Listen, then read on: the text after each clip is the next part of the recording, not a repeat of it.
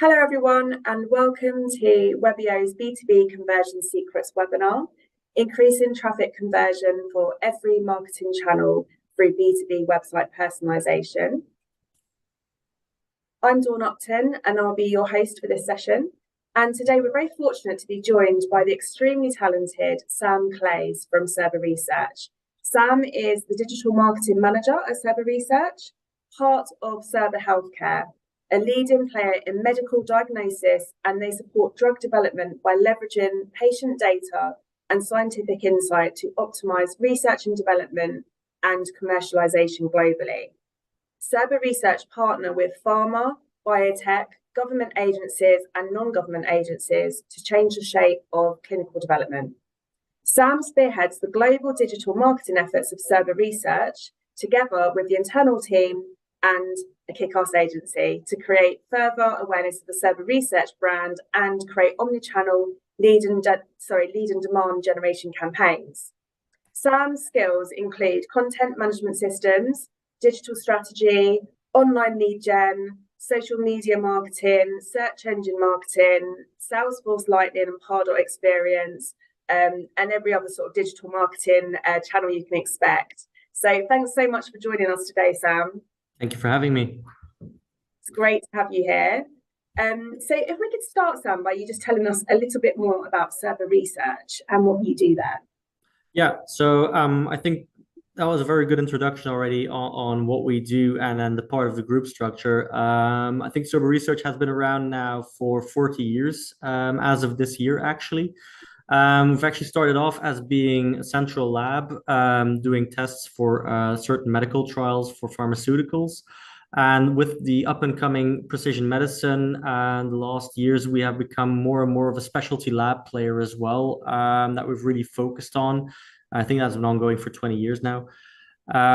We should be actually the bandwidth person in the pharma and the biotech industry, that these people are developing new drugs, whether it is for oncology, cell and gene therapy, or infectious diseases and new treatments to cure diseases that were otherwise incurable, and that we help them perform the tests that they need and get the right results to get those drugs on the market. On my end, I have started off at Cerba Research as doing purely marketing automation, and that has quickly evolved in me taking over pretty much all the digital channels that we had, simply to be able to tell the full A to Z story of Cerba Research, because marketing automation is usually a bit more at the end of the funnel. People have already engaged with your brand and have filled in a form, and then they go into a nurture flow, while you also have to get control in at the start of the narrative to drive people and always be able to tell the same story from A to Z. So quickly becoming into the digital marketing manager position, together with an agency and my internal team, to make that story happen and to drive revenue and create more brand awareness for Cerba Research. That's great. Thanks, Sam. So I know obviously from the conversations we've been having, there's a couple of key challenges that you face. And the first one is that you target two industries that are quite different and have different needs. Can you tell us a bit more about that, please? Yeah, so the idea is that we target a lot of industries, of course, but we usually classify them into two bigger industries just for easy working purposes. Is that we have the pharma industry that we work for, usually the bigger companies who are looking to us to get experience. However, a company like a Pfizer or an AstraZeneca already has the experience at hand. They look to us more for the special needs, such that, for example, quick turnaround times, a lot of bandwidth issues that we can have, a lot of logistical elements that we can offer them, and just to have the right test in place for them when they need it. While we also then have the second industry, which is more the biotech, which are usually smaller companies, to be seen as up to 25 to 50 people only, which in this industry is small, and that have found out one compound and now look to commercialize it. They're still looking for that bandwidth level. However, from a marketing level, that is already two different people or two different messages that you have to spread to your target audience. Yeah. And then in addition to that, you've got the different buyer personas as well, haven't you? So Correct. I mean, I'm sure as a marketer, you've got other challenges too, but these are your two kind of key challenges on the website, right? So 5 different buyer personas, all with looking for unique selling points. Correct. I think as of 2 years ago, we started with a full rebranding exercise a bit, and part of that was clearly defining who are the buyer personas are, and you can go very broad with that. We came up with 5, and that kind of reaches every level of decision makers. Like you have the main C levels that you have to give other messages to. Then, for example, heavily science driven decision makers who have different problems that you have to solve, different questions that they will raise in conversations and that you would preferably already answer on your website to reassure you with. And like you said, we also have different areas. We have therapeutic areas. We have different channels that we're using in marketing. So we actually quickly came up with 60 different options of personalization in our website, because you have 2 industries, you have 5 buyer personas, you have 3 therapeutic areas: oncology, cell and gene therapy, and infectious disease. And then if you only split up your channels by pay per click or just paid in general, and then organic, then you have another variable there, quickly bringing you up to 60 different variations. Yeah. You cannot do on a website, because then your website becomes a mess and you're telling pretty much everything to everyone, which means that you're actually telling nothing, which is weird because as digital marketing has been increasing in popularity and then everybody's been doing it, personalization used to be a big thing. I remember the time that we've been doing MailChimp campaigns in a previous job, for example, and just being able to do a personal address based on database saying Dear Sam or Dear Dom was like the biggest eureka moment that we've had. While I feel that at this moment in time, personalization in digital marketing or in marketing as general has become the standard. It's not the big thing anymore. It's standard. If you're not doing this anymore in marketing, you're falling behind the curb. Which Yeah, it's the again, hygiene factor now, isn't it? Like everyone exactly. expects it. It's always segmenting and bring the right person, the right message to the right person at the right time. But the weird thing is then all channels that we use have personalization efforts. However, the goal from those channels is to bring you to the website and people then reach out to you. However, that website did not have any personalization means. And then again, like I said, if you have that amount of areas, that amount of therapeutic areas or buyer personas, people that have had a highly personalized customer journey up to that moment come into a generic structure again, and they again feel like I was very personally approached by you guys, but now I feel I'm still a number again and I'm 1 in 1,000, which is not something you want in that key element that they want to make a decision on your website and they are inspired to reach out to you. That is where the biggest conversion should be made. So with Webeo, we've kind of bridged that gap as well. Yeah, absolutely. And as you said, like that was the goal of Webeo, of B2B website personalization, to increase the on-site conversion for your website. So just to kind of briefly cover like the approach. So whenever we onboard a new client, it's always the first thing we do is start prioritizing the right audiences with B2B conversion rate optimization in mind. So first of all, it's all about database decisions. And as you can tell from the session so far, like obviously Cerba Research, they know who their ideal customer profiles are, they know who their key sectors are, and they go to great lengths to get those buyers to engage with them. They do a great job at getting these prospects to their website. But the goal of the website is to convert. And, this is where we use the conversion rate optimization, actions to really focus on this goal conversion and drive more revenue for the business. So to establish the best audiences and the key pages to personalize to, Cerba Research used a combination of data from both Webeo and Google Analytics. And, Google Analytics allows them to look at the current conversion rate of the site and, where visitors are coming from. And then Webeo really kind of focuses down on the detail of who those visitors are and, really looking at the specifics. So, what sectors they're coming from, who the visitors are, things like that. And then Cerba Research also integrate their Salesforce instance with the Webeo portal. So that allows them to do persona-based personalizations and really use that decision maker intelligence they have that they already hold in for those businesses within their Salesforce. So it's a real combination of tools there to make sure that the actions taken from the start are very, very focused. And Sam, I think one of the key things here is because you've adopted sort of best practice from a personalization perspective for experimentation, it really helped grow those use cases and identify additional areas to kind of target.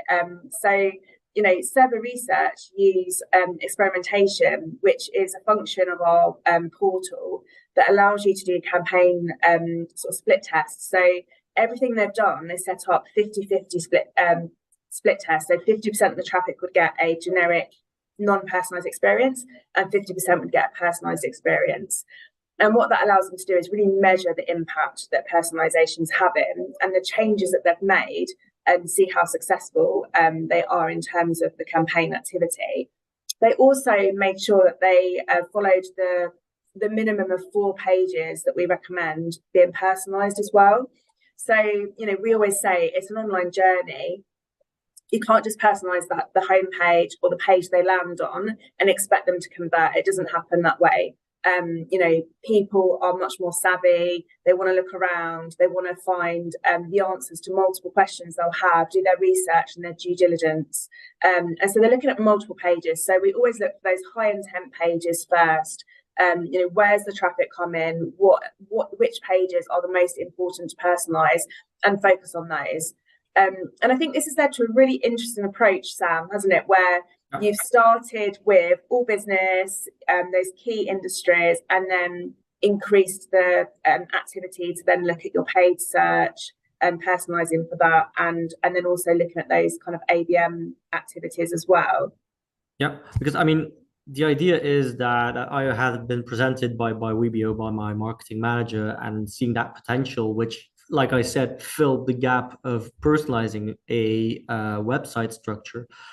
However, giving that kind of thing to a digital marketeer is kind of like giving weapons grade plutonium to a small kid, which is very dangerous. But it's the same point is, if I can start personalizing, why don't I start immediately personalizing those 60 plus different variations without actually getting learnings from that? I think there the Webeo team also kind of helped out with building that into a framework based on your experiences that you've had with other companies in our sector, but also with certain benchmarks, so that we just started off very easily, matched audience, making small tweaks, moving through to splitting it up between pharma and biotech. Afterwards, maybe dividing it even up until paid versus organic. And then in the last level, you go into that ABM level, which is hyper personalized and hyper targeted. But before you can do that, you do need a certain level of, 1, experience, and 2, also learnings from all those different things. That way, I can create a good page now that I know people will convert on from the right moment. And like I said, that's where that 50-50 split test also comes in quite nicely, because we know our persona, we know what messages that he or she might like. However, it's still a guessing game if your personalizations that you're doing, if those are the right ones to do. So the moment you see that split test work, the personalization version works better than the original one, then you're golden. However, by having that data still, if you see that the normal page, let's say, still outperforms the personalized one, then you can dive deeper into it and say, maybe I should tweak this instead of this, and keep moving around. And then it becomes a process of experimentation and continuous optimization. Definitely. And I think what's really important here is you start big. So you start wide and then go narrow. So obviously your all matched businesses, those 2 industries that are your kind of key audiences, they are the best place to start, because when you're looking at those 50-50 traffic splits, you need a decent volume of traffic to really see that these conversions and these kind of personalizations and what the activity you're doing is having an impact. So you start wide, you personalize to the largest group of visitors to your website, and then once, as you say, Sam, you've seen those results, you can then start narrowing down and applying it to other channels and audiences. So I think that takes us quite nicely onto this example we've got for you. So as we've talked about, Cerba Research, one of their key industries is the biotech industry. And you can see on the left here, this is their website without personalization. And so this is the generic website that everyone would experience if they didn't fall into a campaign. And then on the right, we have the personalized experience that the biotech industries would get when they come to the website. So Sam, can you tell us a bit about those personalizations, please? Yeah, so I think the idea is within those personalizations, we did not want to go very nitty-gritty or very specialistic. It's kind of like in marketing, you have terminology of nudging, using very small changes to make a change in the people's mindset, not overhauling a full text, but really adding a couple of keywords saying these are the right people for biotech. For example, it goes from really adding that level in supporting text. So if we say that, for example, industries, then we would change industries to the biotech industry. Very small tweak, but does help, as we've seen in the numbers, to convert. In the same way, we can add a company name to that. Of course, you cannot add a person's name. GDPR will forbid that, of course, with very good reason. However, it already creates a level of affinity with the client that they know, for example, okay, they've personalized this a bit for me. It's nice. In the same way, like I've said, we can personalize a lot of text, but in the same way, you can personalize the imagery behind that as well. So we've analyzed that, for example, people in biotech often like other types of imagery than people in big pharma. So you can play around with that one as well. In the same way, you had the template that was added to add highly relevant information that we know, for example, from our different key areas that a biotech might not be interested in a certain market. So then you leave that market out, but switch it out with something that is interesting for them.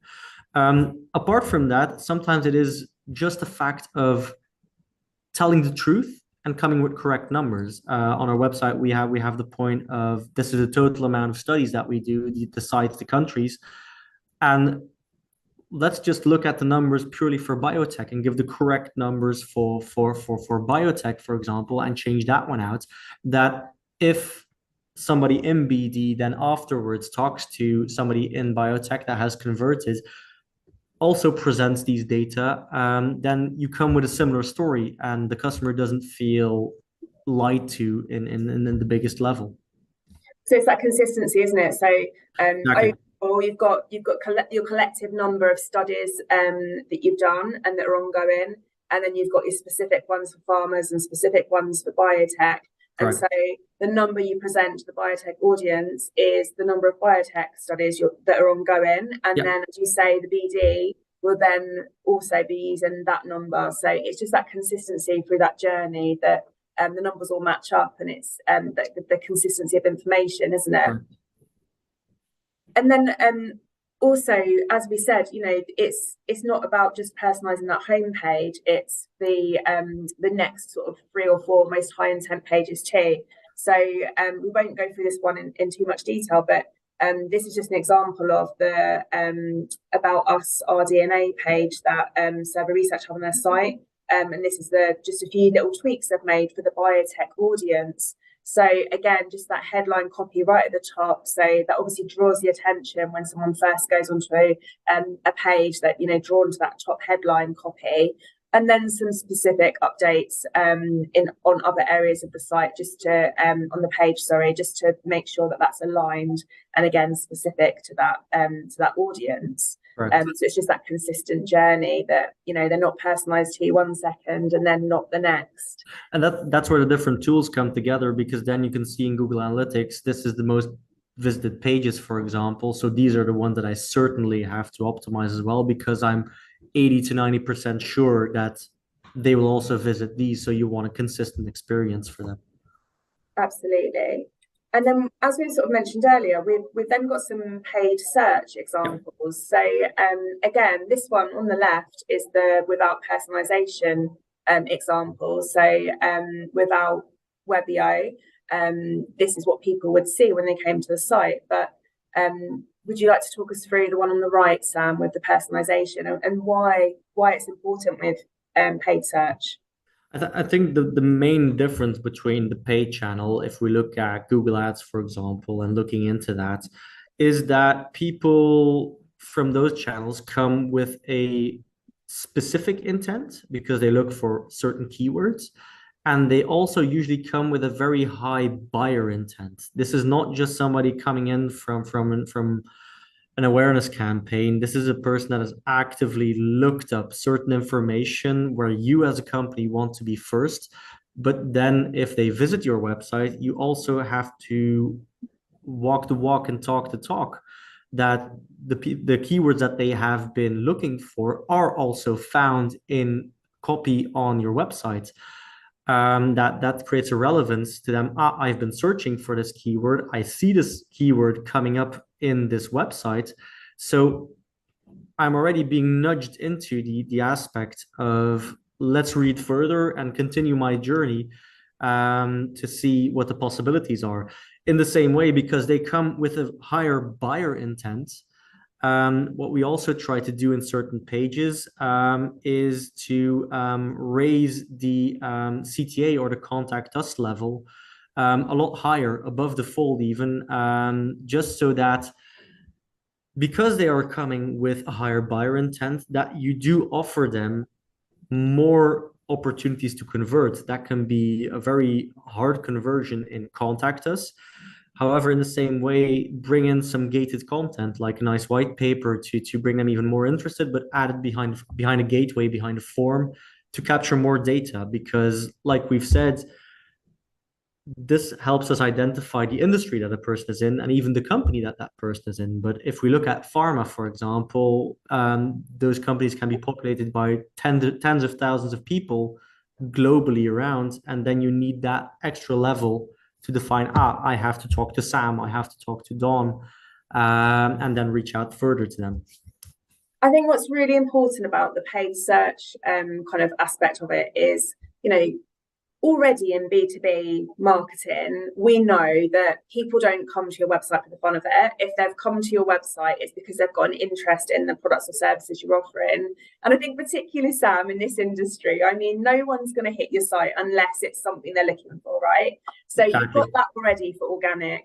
And then when it comes to paid search, someone has searched for a keyword you're bidding on, and it's obviously something they're very interested in. You've paid to then drive them to your landing page or your website or wherever it is you're driving that traffic. And so when they come to your site, you've paid for them already to be there. And, we know that certain keywords across all industries are, cost a lot of money to bid on, and to win that kind of that person to your site, it costs a lot of money, and people are investing lots of money in paid search. So why wouldn't you want to increase the conversion? And I think people, obviously, this is a great example where you've moved away from that traditional landing page approach, where it's one page that is very much personalized to a keyword that someone has searched for and clicked on the ad and come to. But ultimately, as we know, the buying cycle is so much more complex. So, particularly in B2B, they're then going to click on the link that takes you to the website and go from having that personalized page all about whatever they've searched for. So I think, one of yours might be around clinical lab services, something like that. Mm-hmm. And then go to the homepage of the website and get a complete generic experience. And that's what this is stopping. They go to a page specifically around that keyword, and then the rest of their journey is also personalized. So it has a really big impact on conversion. Yep. And, looking at, Cerba Research have been a client of Webeo sort of from January last year. And we can see on average across their campaigns, there's been a conversion rate uplift of 432%. So That's quite a nice uplift, right, There, Sam? let's say there has been a slight increase into conversion rates, and Yeah. it is kind of that the combination again of us coming with the ideas and the team still coming in with best practices from the industry and moving on, because then we're bringing in the other level of how we build our ads is usually based on a headline ad with some site extensions, and we try to tell the full story for that specific ad group in the entire ad, like the main landing page you want to go them to, two other landing pages supporting the story, a downloadable that is interesting but also helps convert, and the contact us from that is also fully personalized. So you're already creating that journey in the ads, and that way you can again become a lot more targeted in how you address your key audience, because you already know in combination with people are going to visit these 5 pages because that's where the ad is, in combination with the page that you know in Google Analytics people visit the most. So if you cover those pages, for example, those let's say 8 or 9 pages, sometimes you're already personalizing and covering 80 to 90% of a customer's digital buyer journey, while that is only maybe 10% of all the pages that you have on the website. But still, with very little effort, you are doing a lot to increase conversions. And in that case, if you have numbers showing that the conversions go up, that way you know you're in the right path, and you can, like you say, go from very broad to a very segmented approach. Yeah, absolutely. And let's talk about the ABM activity you're doing as well. Yeah. So, as you sort of said, it's all channels. It's you really are looking at it across everything. So, tell me about your approach for ABM. So I think to the point is that with our different approaches, we want to do a lot more of outreach to the good clients that we have, that we have repeat business with, to again generate more repeat business, and then move a bit more away from being an organization of purely hunters and looking for always those net new clients, and cultivating a lot more relationships with existing clients and getting repeat business out of that, which kind of has formed our global strategic account office, that certain companies will get their own manager to keep them involved and then to keep moving forward. And personalization does help there, because these are the people that you certainly want to have the right message to, because they are talking to you or your colleagues on a daily basis. So the messaging that they use should be the same as the messaging that they see on your website. The advantage is that this is a list of around 40 to 60 companies that we have, maybe a bit more. But we know these clients very, very well. So you can also change that content up to a T, because a certain company only does oncology trials with you and is known for oncology, then every content on that page will be oncology focused or infectious disease focused or something else.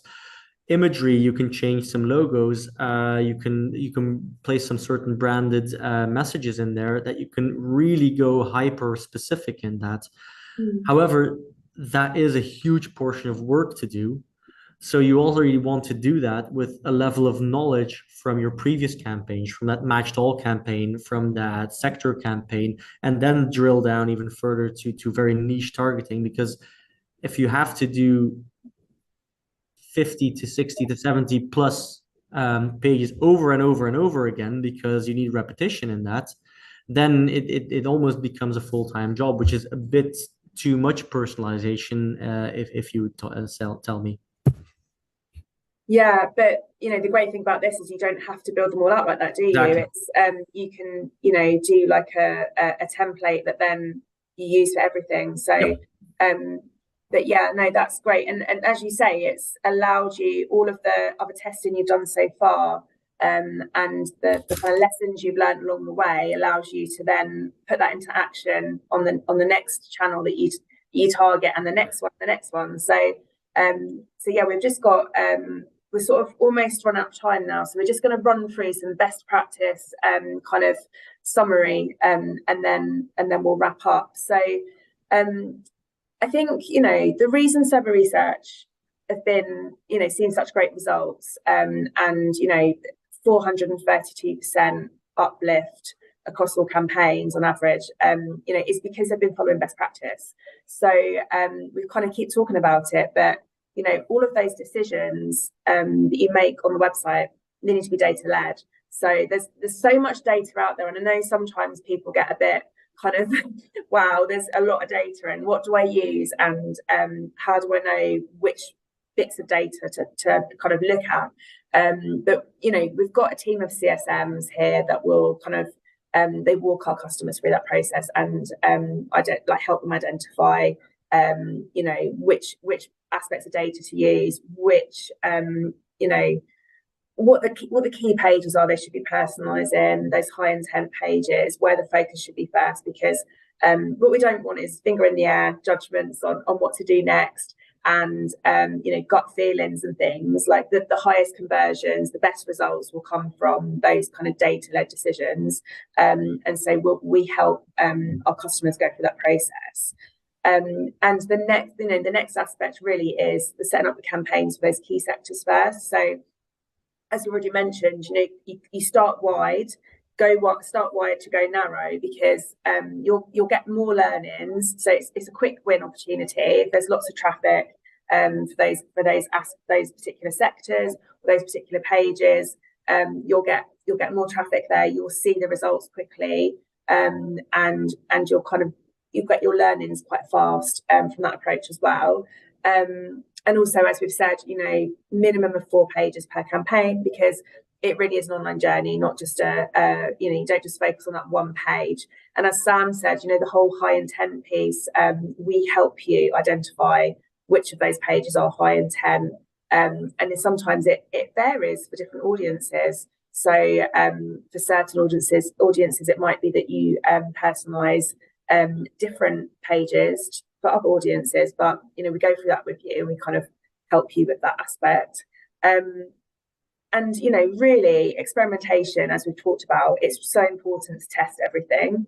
So it's really simple within our portal to do that. It allows you to do those A/B split tests, allows you to change the volume of data that you've got in each pot. So we always recommend start out 50-50.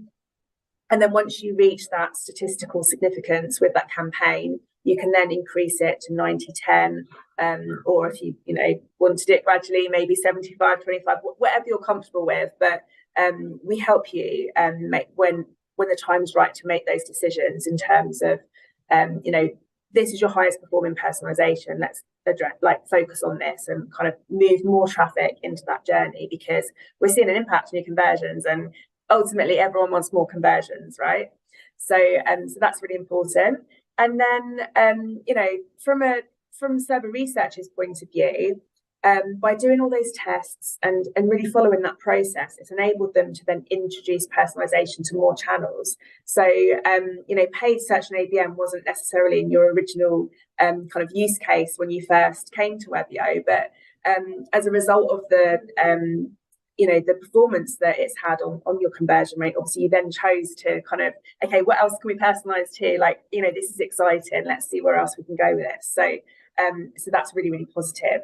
But it's the testing that's enabled Cerba Research to do that, which kind of leads us on to point 6, which is never stop testing. So as marketers, that's so key, isn't it? Right? That's just one of the first things we're taught. Always test. Never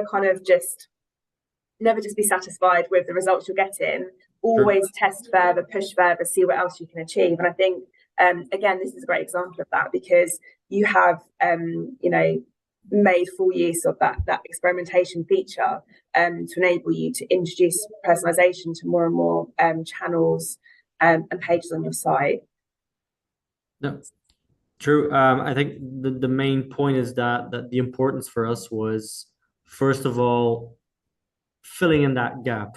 Like I said, personalization is standard, and on the key moment and the key location where people make that buying decision, which is most of the time your website, they again feel like being a random number or 1 in 1,000, which you want to counter. So this has permitted us to really bring that A to Z story in a very fully personalized way according to that specific person's buyer journey. And in the same way, like you said, and what most marketeers I hope will adhere by is that all decisions should be data led. The risk is that sometimes you make changes and variations on a gut feeling level. Oh, this will be okay. Let's test, but you don't have any data to test it out because you've already changed that website page. So how does it perform? Does it outperform the original or not? You'll never know. But with that A/B testing, for example, you can keep tweaking until you see that, yes, now we feel that our personalized page is vastly outperforming the original one. And then you can just dial down on the original one and everybody gets a personalized experience. In the same way, I think we, or at least I, am very thankful to the CSMs at Webeo, sorry, to help us with that. Like I said, if you have 60 plus variations, for example, then it becomes very easy to get lost and to be unable to prioritize. While with your learnings and with your sector expertise, the CSMs did really provide a strategy. Let's start with this. Let's then dial it down. And at a certain moment, you come to that sweet spot where you want to be and give the people that you want to have a personalized experience, that experience that they need. And which is the point of never stop testing because your target audience will change. So you better be sure that that personalization level on certain pages will change as well. Yeah, absolutely. Thank you, Sam. So we're going to have to wrap it up there because we have run out of time, unfortunately. So if you have raised any questions or you have any questions you wanted to raise, let me know. I will come back to you on an individual basis. I just really appreciate everyone's time and appreciate you joining the session. And so yeah, any questions, send them over to me and I'll come back to you on an individual basis. Sam, thank you so much for joining us today. It's been brilliant talking to you, and we really hope that everyone that attended got a lot from the session as well. So thank you so much, everyone, and we will see you soon.